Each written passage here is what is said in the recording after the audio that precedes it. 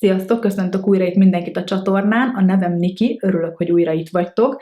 Aki itt van már régebb óta is követ engem, azok tudják, hogy itt nálam a legfőbb téma mindig a beauty és a szépségápolás volt, és most pedig egy új hobbit szeretnék veletek megosztani, ami nem más, mint a könyvek. Szeretnék nektek azokról a könyvekről mesélni, és mutatni nektek ezáltal is inspirálni, amiket én szívesen elolvastam. Megtanultam a könyveket szeretni, olvasni, beintegrálni a hétköznapjaimba, mert úgy érzem, hogy ezek adnak nekem egy pluszt, én ezáltal fejlődök. Úgyhogy a tavalyi évben, 2025. augusztusában az első könyv, amit lehoztam a padlásról, mert ott vannak nekem a régi könyvek, az nem más, mint Cristina Morato Rebellis Divák című könyve, amit még nagyon-nagyon-nagyon sok évvel ezelőtt vásároltam meg, és hogyha összehasonlítom az ízlésemet az akkorival, mondjuk egy 10 évvel ezelőtti Nikivel és a mostanit, ég és föld, ezt már most tudom nektek mondani, viszont ez a könyv, mert nőkről szól, női sorsokról, családregények, történelmi regények,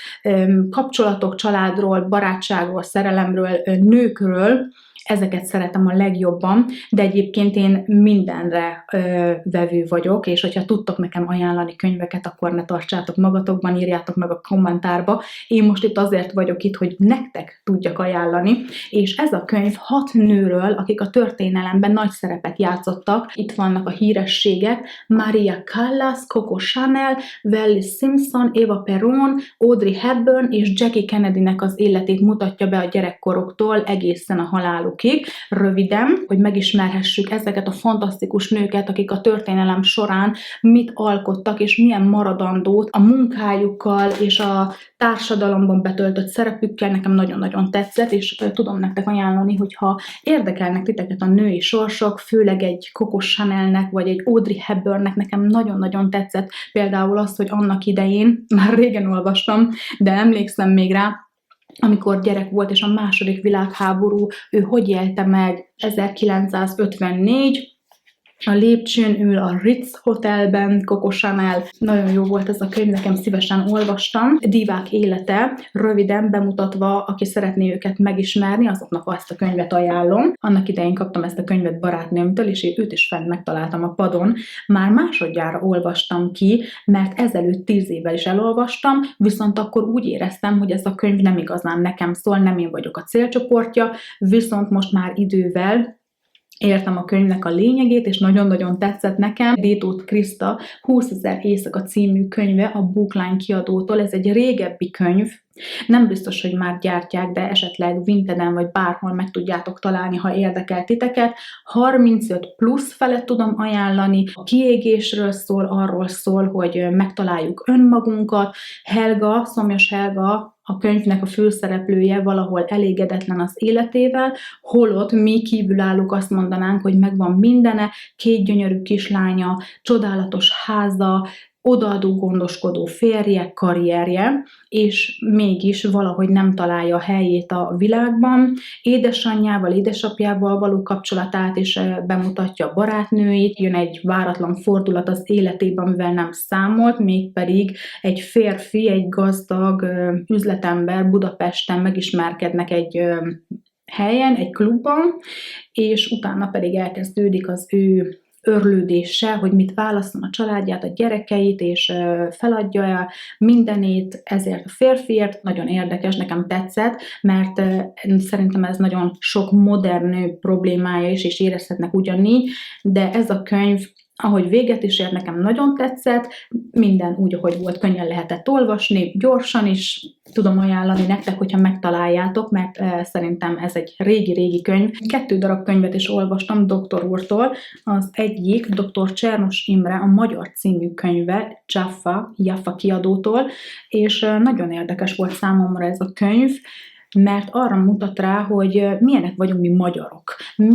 Mi a magyarságunknak a lényege különböző szituációkban, mint például én is, aki külföldön élő magyar, vagy hogyan látnak minket a külföldiek, mint magyarok, milyen beállítottságúak vagyunk, miért van ez, hova lehet visszavezetni. Leginkább arról beszél benne a doktor úr, hogy mi lehet annak az oka, hogy mi ilyen búval béleltek vagyunk magyarok, kicsit szomorúak, maga a himnuszunk is más országokéval összehasonlítva sokkal melankólikusabb és szomorúbb. Különböző címeket ad a fejezeteknek, a büszke magyar az első, a szava hihető magyar, a tudatos magyar, a boldog magyar, a hiteles magyar, a sikeres magyar, a hagyományőrző magyar. Én szeretem azokat a könyveket, amik adnak nekem egy pluszt, amit magammal tudok vinni, ami elgondolkodtat érzelmileg is, és a tudás az is nagyon fontos, és ez egy olyan könyv volt, ami bizony ráébreszti az embert arra, amikor olvas, aki nyitott rá, annak tud segíteni, aki nyitott rá, de hogy elgondolkodik az ember, elmondja benne, hogy merjük vállalni a felelősséget a tetteinkért is, és nem másokat hibáztassunk, hanem ébredjünk rá, mi magunknak kell észrevenni, hogyha valami nem úgy működik, akkor változtatni kell rajta, vegyük a bátorságot, és ez ellen tegyünk, mert egy életünk van, de az egy másik könyv lesz, mégpedig nem más, mint Egy életed van, szintén csak doktor úrtól, dr. Csernos Imre, Egy életed van című könyve, ez is nekem nagyon tetszett. Hónapokra volt bontva, januártól decemberig témák szerint, és a doktor úr nagyon sok példákat hoz a valódi életből, a tapasztalataiból, amiket eddig látott, vagy esetleg az ismerősi köréből, és ez a könyv megmutatja nekünk, hogy mi az, amire odafigyeljük, mi az, ami fontos az életben, hogyan gondolkodjunk, vagy legalábbis próbáljunk úgy állni a dolgokhoz, hogy egy életünk van, merjünk felelősséget válni a tetteinkért, felvállalni magunkat, és őszintén bátran élni, mert egy életünk van. Ez egy nagyon-nagyon jó könyv. Tudnám ajánlani azoknak, akik mindenkinek tudnám, fiataloknak és idősebb korosztálynak is ajánlani, mert ebből nagyon sokat lehet tanulni. Én rengeteg mindent magammal vittem, én mindig utána kérdezek, mindig kérdést teszek fel, és próbálom úgy élni a hétköznapokat is, hogy visszakérdezek. Minden, ami a fejünkben van, az előbb-utóbb hatással van a testünkre is, és ezáltal alakulhatnak ki nagyon sokszor betegségek is. Hogyha valaki folyamatosan úgy éli az életét, hogy saját magát betegíti meg esetleg az irítséggel, vagy negatív dolgokkal, akkor az nem a másiknak árt, hanem leginkább saját magának, úgyhogy próbáljunk meg változtatni a gondolkodásunkon. Ebben nagy segítségre vannak nem csak ez a könyv, hanem általában a könyvek is, amiből is nagyon sok empátiát is tanulunk. Ki kell nyitni a szemünket, döntéseket kell hoznunk, ami befolyásolja a napunkat, és nem másokat hibáztassunk a tetteinkért, mert minden egyes döntés az rajtunk múlik. Bizony, nagyon-nagyon jó személyiségfejlesztő könyvek, és azoknak tudom ajánlani, akik erre nyitottak. Meg tudják hallgatni, és magukban elgondolkodnak. Végre, amikor hazamentünk, akkor én elmentem bevásárolni könyveket. Amikor otthon járok, akkor én ezt ki nem hagynám, mert imádom a könyvesboltot, és ott is beszereztem egy jó párat, és ezt a könyvet is megvásároltam, mert ott volt a bestsellereknek a polcán a könyvesboltban. Ezt megvásároltam, mert nagyon érdekesnek találtam. Tapasztó Orsi, ez nem atomfizika, útmutató egy jobb élethez, az Open Books kiadótól. Ebben a könyvben a személyes tapasztalatait, életét mutatja be Tapasztó Orsinak. Gyakorlati szemléletű könyv, egy pszichológiai könyv, amivel jobban megismerhetjük önmagunkat, és a személyes tapasztalatai élete alapján mutatja be nekünk az írónő Orsi. Kicsit bele kellett rázódjak ebbe a könyvbe, az elején volt egy kicsit negatívabb szájíze nekem, de nagyon tetszett a könyv, mert ahogy egyre jobban elkezdtem olvasni, egyre jobban elgondolkodtatott, és nagyon sokszor megálltam, és gondolkodtam, és magamban néztem. Ez nem egy olyan könyv, amit olvas az ember, és olvas, és megállás nélkül csak várja, hogy mi lesz a következő rész, ez nem egy regény, hanem ez egy fejlődés pszichológiai könyv, ami segít nekünk abban, hogy jobban lássuk a helyzeteket, a szituációkat az életben. Sok személyes tapasztalatot mesél el nekünk az írónő. Önismeret, tudatosság,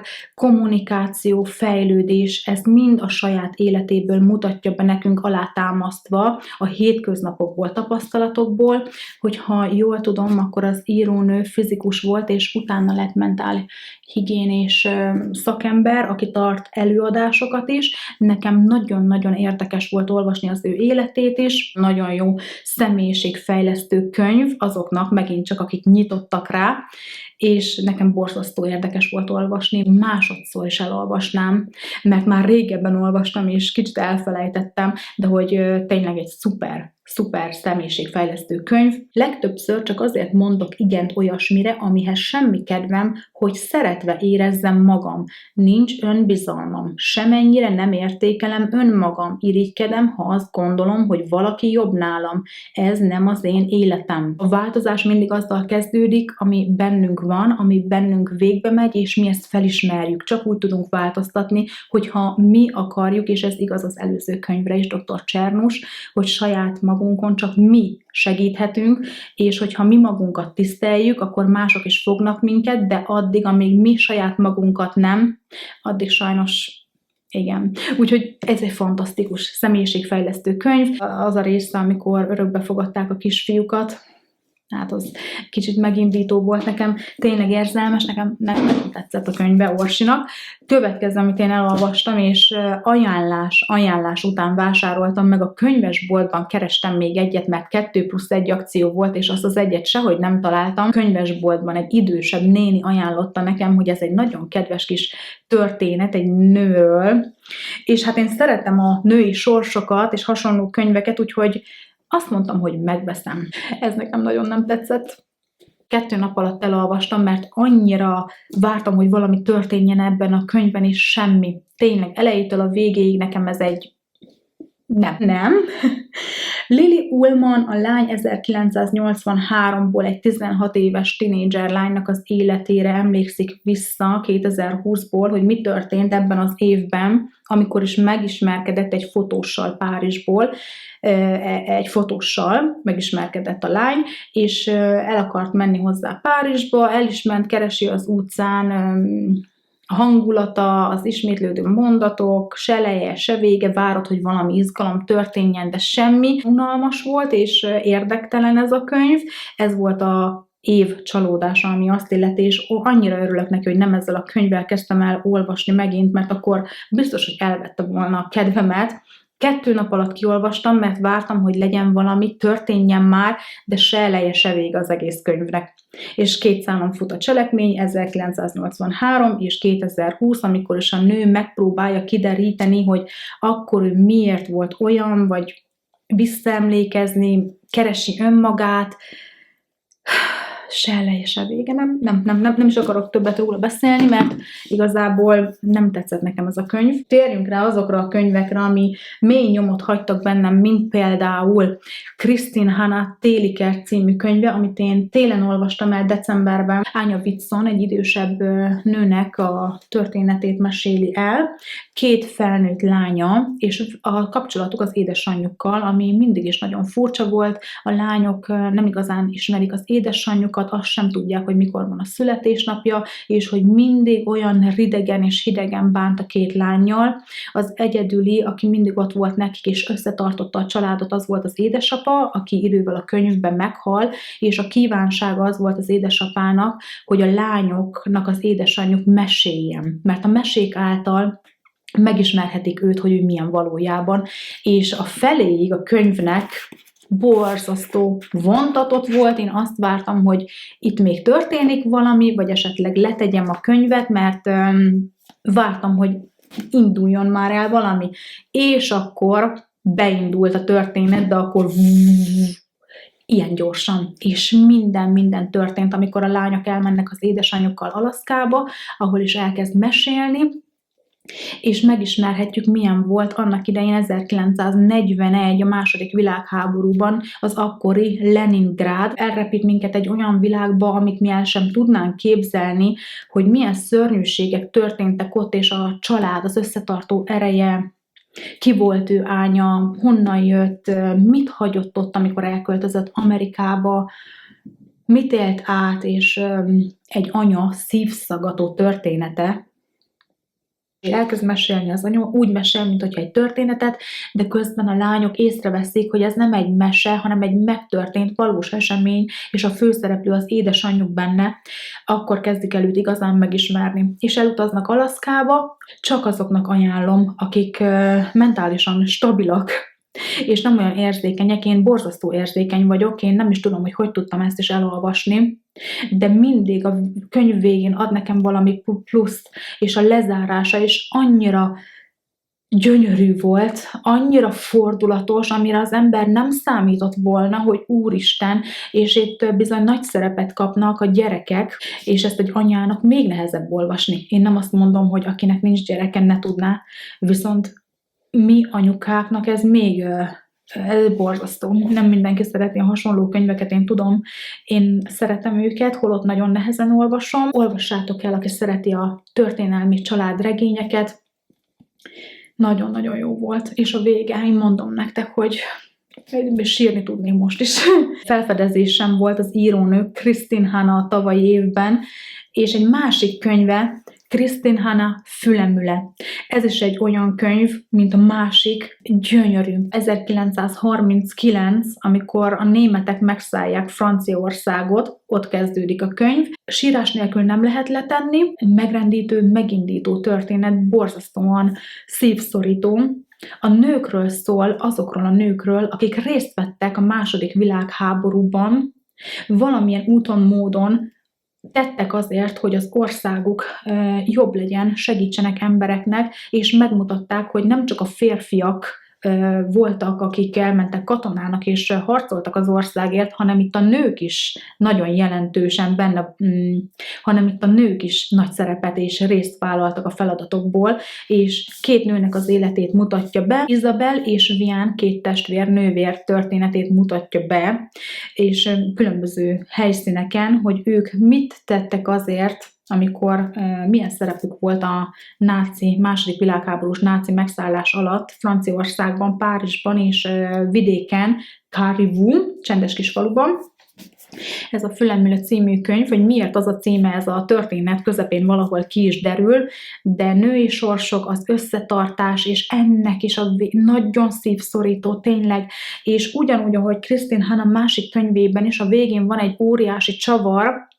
Sírás nélkül ezt a két könyvet nem lehet letenni, azt garantálom nektek. Nagyon szép olvasmány. Az egyik kedvencem volt a tavalyi évben, és ez egy olyan könyv, amire mindig visszaemlékezek. Nagyon szeretem, amikor visszarepítenek engem különböző időkbe, helyszínekre, hogy ezáltal mi is át tudjuk élni, hogy milyen volt az akkori Párizs, vagy az akkori Franciaország, az emberek, a szerelmi szál, amikor megismerkedik Isabel Getennel, egy partizánnal, aki részt vett az ellenállásban. Gyönyörű könyv, és nagyon érzelmes, megindító. A vége a szívszorító, szívfacsaró, fájdalmas. Én nem tudtam sírás nélkül végigolvasni, és jön egy csavar a végén, nagyon szép a befejezése. Nekem tetszett ez a könyv, nagyon szívesen olvastam, és tudom nektek is ajánlani. Kristin Hanna Fülemüle című könyve. A következő könyv, amit én nagyon szívesen olvastam, szintén csak egy regény, második világháborús regény, egy családtörténetet mesél el, és a főszereplője pedig Zara, Nárai Tamás Zara. Ez egy triológia, az első része, és nekem nagyon-nagyon tetszett. Az eleje egy kicsit nehezebben indult, mert nagyon sok borzalom és szörnyűség történt a családjával, zsidó családról beszélünk, és utána pedig már könnyebb lesz, amikor megmenekülnek, és új életet kezdenek Olaszországban, ami valamilyen úton, módon velem is kapcsolódik, mert ahol indul a történet és kezdődik, Starnbergbe, az itt van tőlünk nem messze. Starnbergben kezdődik a történet, ahol Zara kiskorában felnőtt a családjával, és utána pedig mikor a náci párt a hatalomra jut és megerősödnek, és a borzalmak, és amit a családja ellen elkövetnek, az nagyon-nagyon szívbe markoló, viszont utána elmenekül a nővérével, új életet kezdenek Olaszországban, és borzasztóan fordulatos, cselekménydús, izgalmas, a megbocsájtásról szól, a családról, nekem az első nagyon tetszett. Esetleg, hogyha ti már elolvastátok, és többet tudtok nekem róla mondani, hogy érdemes-e a másodikat, vagy a harmadikat is, akkor azt írjátok meg a kommentárba, de az első része nekem nagyon tetszett, egy szép történet. A második világháború utáni időkről szól leginkább ez a könyv, Susanne Abel El a kezekkel Grétától című könyve a Centrál kiadótól. Ez egy fantasztikus, én mindenkinek tudom ajánlani, mert ez egy megindító, szintén csak sírni tud tőle az ember, annyira érzelmes és szívszorító, hogy azt én nem tudom elmondani, hogy bírtam olvasni. A második világháború és az azutáni idők Németországban. Tom Moderát, egy kölni híradós, akinek az édesanyja volt Gréta, és az ő kapcsolatukat mutatja be, amikor is az édesanyjánál megállapítanak Alzheimer-kort, és utána Tom elkezd kutatni a családról, hogy honnan származik az édesanyja, és különböző dolgokról kutat, ebbe akad egy segítsége is. Édesanyjának a múltja derül ki, lát napvilágot, hanem Tom is rátalál saját önmagára, az érzéseire, és az édesanyját is sokkal jobban megismerheti. Ez egy nagyon szívbe markoló és érzelmes történet, aminek van második része is, viszont én azt nem láttam magyar fordításban, de javítsatok ki, hogyha tévedek, hogyha nincs meg magyar fordításban, akkor én megvásárolom németül is, mert ez a könyv nekem 10-ből 100, ez egy 10-ből 100-as könyv, én ajánlom mindenkinek. Olvasod, hamar el lehet, és nem fogod elfelejteni, ez maradandó, mindig visszagondol rá az ember, szintén csak egy édesanya, aki elveszíti a gyerekét, és már nem tudok beszélni se, annyit mondok nektek itt, a családi kapcsolatokat, édesapja, édesanyja, a nagyszülei, hogy miket éltek át annak idején Poroszországban, amikor háború volt, és utána, amikor az oroszok egyre közelebb jöttek Németország felé, akkor nekik is menekülniük kellett a téli hidegben, Grétának a szerelmét, találkozása a szerelemmel, és utána az ő kapcsolatuk, hogy hogyan sodorta őket el egymástól az élet, és milyen veszteségek érték Grétát. Borzasztó. Sírás nélkül nem tudja letenni az ember, a vége nagyon megható és fordulatos. Én szeretném elolvasni a második részét is, aki esetleg ismeri ezt a könyvet. Susanne Abel El a kezekkel Grétától című könyvét, és a második részét, hogy van-e magyar fordításban, akkor én meg fogom vásárolni, de ha nem, akkor németül, mert szeretném elolvasni. Imádtam ezt a könyvet, 10-ből 100. 10-ből 100. Nagyon szép történet. Imádtam a könyvet. Annie L. Green, Kincs a toszkán hó alatt. Én azt hittem, hogy ez is egy második világháborús, kicsit mélyebb történet lesz, de ez nem így van. Ez egy szuper izgalmas és könnyen olvasható könyv. Én nem tudtam, hogy Annie L. Green, ő egy magyar írónő, és nagyon sok könyve jelent már meg, ez például szerintem tavaly, 2025-ben, és én utána néztem, és nekem nagyon szimpatikus az írónő, úgyhogy más könyvét is nagyon szívesen meg fogom majd venni. Na most ez arról szól, hogy egy titkos naplót kapott Madison Amerikában, aki küldte neki, az az illető Németországban sajnos hirtelen meghalt. Mikor elkezdi olvasni a naplót, akkor rájön arra, hogy bizony itt nagyon sok minden van a háttérben. Nem véletlenül halt meg, hanem emiatt a napló miatt az ő barátja, és elutazik Európába. Elutazik Toszkánába, ahol a barátnőjének lesz az esküvője, de a napló miatt sokkal hamarabb érkezik, mert elkezd kutatni. Olvassa a naplót, és rájön arra, hogy ez egy katona náci tisztnek a naplója volt annak idején, és elkezdődik az izgalmas kincsvadászat. Barátnőjének a testvére, Luca, akivel igazából nem értették meg egymást, és soha nem voltak jóban. Természetesen itt is lesz majd szerelmi szál, hogy együtt kutatnak a kincs után, és miket derítenek ki. Imádtam a helyszíneket, imádtam a könyvben, mert Toszkána az én kedvencem. Én jártam már ott, és elvarázsolt, imádom, bármikor visszatérnék. Gyönyörű Toszkána, és különböző helyszínekre is elvisz minket a könyv, ahol én már jártam. Ez a könyv nagyon izgalmas, megható, lebilincselő, tényleg várja az olvasó, hogy mi fog majd történni. A szerelmi szál is benne, szerintem nagyon-nagyon szép. Vicces is valahol, tényleg megmosolyogtatott engem nagyon sokszor. És hogyha jól emlékszem, akkor ennek a történetnek, vagy egyes szereplőknek benne, akik most itt csak egy említést kaptak, egy másik könyvben van az ő történetük, úgyhogy nagyon tetszik nekem az írónő, az írása is, az, hogy könnyen lehetett olvasni, nagyon-nagyon jó volt. Egy kedves kis történet, amit én ajánlok, ősszel olvastam. Télen. Decemberben olvastam még 3 könyvet, amikor otthon voltunk, mert szerintem passzolt ehhez a hangulathoz, a karácsonyhoz, ami nem más, mint Agatha Christie adventi krimik Helikon kiadótól. Megmondom őszintén, hogy már nem emlékszem a történetekre, ebben sok kicsi történet van. Kedves kis történetek voltak benne, de nem nekem való, mert hamar felejtem, nem tudtam ebből semmit magammal vinni, ami nekem adott volna egy pozitívumot, vagy esetleg tanulni belőle.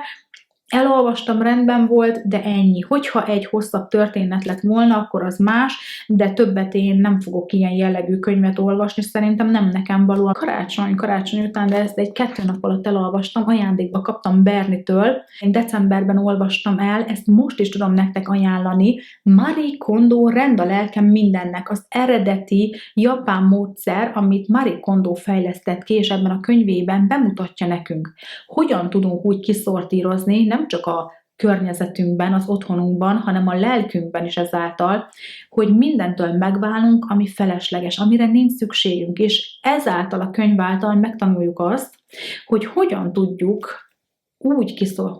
úgy kiszortírozni, hogy effektív legyen, hogy hatásos legyen, és úgy, ahogy ő azt leírja, akkor nem csak a házunkban, a lakásunkban szabadítunk fel helyet, hanem az elménkben is, a lelkünkben is, és olyan dolgokra ösztönöz, vagy motiválhat minket egy rendrakás, hogy például rájövünk arra, hogy mi az, amit én szeretek, mi az, amivel akarok foglalkozni, segít minket az egész életünkben, motivál, és én tényleg annak a híve vagyok, hogyha tudjátok, és tényleg egy pár videóval előrébb is kiszortíroztam a sminkeket, és hogyha tudtam volna, akkor még többet is kiszortírozok, úgyhogy mindig van mit átnézni, hogyha azt gondolja az ember, hogy erre nekem még szükségem van, emlékek kötnek hozzá. Ezek az emlékek, az hiba. Én nem szeretem magam körül a káoszt,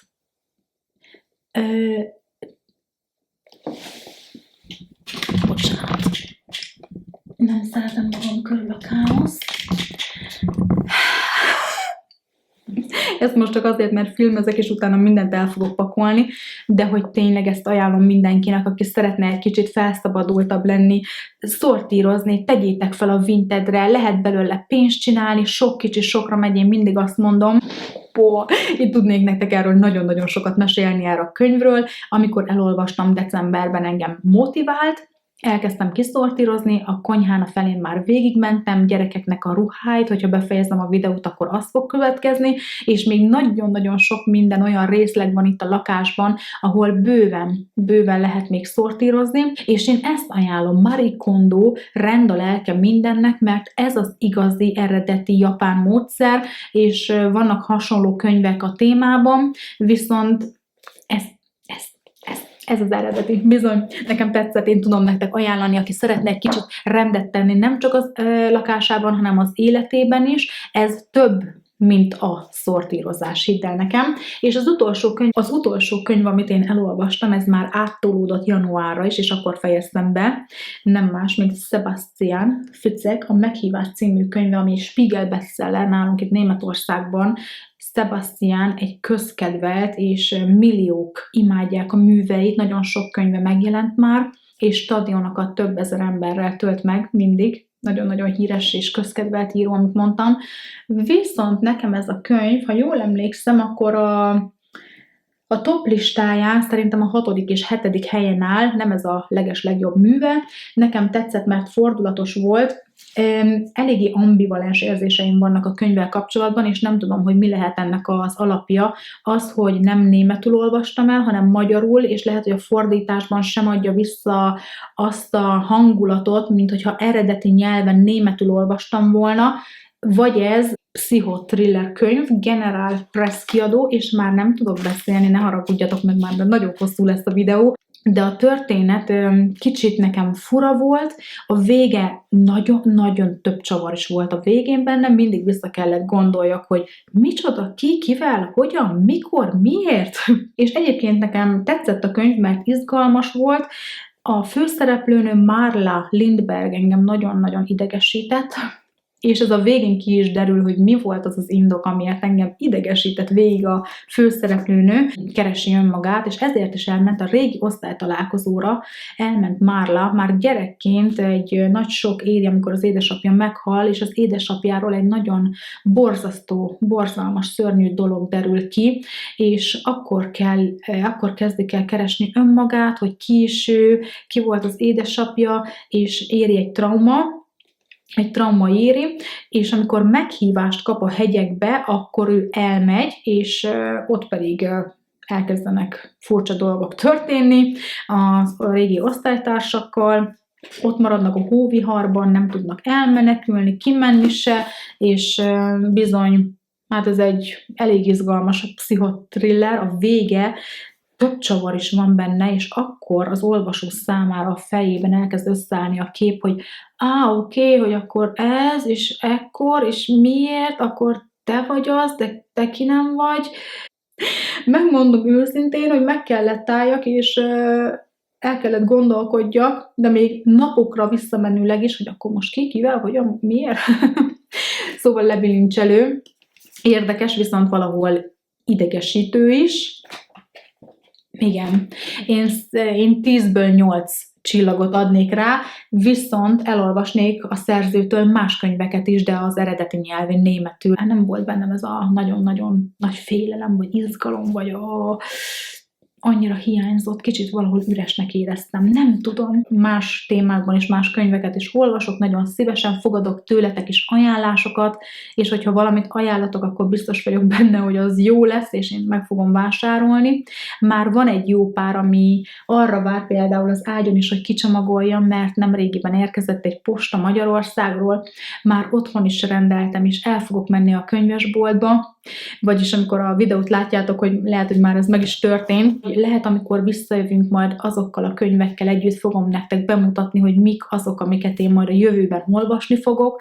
Nekem rengeteget adnak a könyvek, érzelmeket, empátiát, lehet belőlük tanulni, mindegyikből valamit magammal tudtam vinni, volt, amit imádtam, amit évekig nem fogok elfelejteni, van olyan, amit kevésbé szerettem, na de hát a legtöbb tényleg ajánlás után vásárolom meg én is, és eddig nem annyira csalódtam, főleg amiket most kezdtem el 2026-ban olvasni. Nagyon-nagyon jók a könyvek, úgyhogy igen, hát remélem, hogy tetszett nektek ez a videó. Köszönöm szépen, hogy itt voltatok, és végignéztétek ezt a videót. Hogyha tetszett, akkor nyomjatok egy lájkot, iratkozzatok fel a csatornára. Köszönöm szépen, hogy itt voltatok, kívánok mindenkinek nagyon szép napokat és hetet, vigyázzatok magatokra, puszilok mindenkit, sziasztok!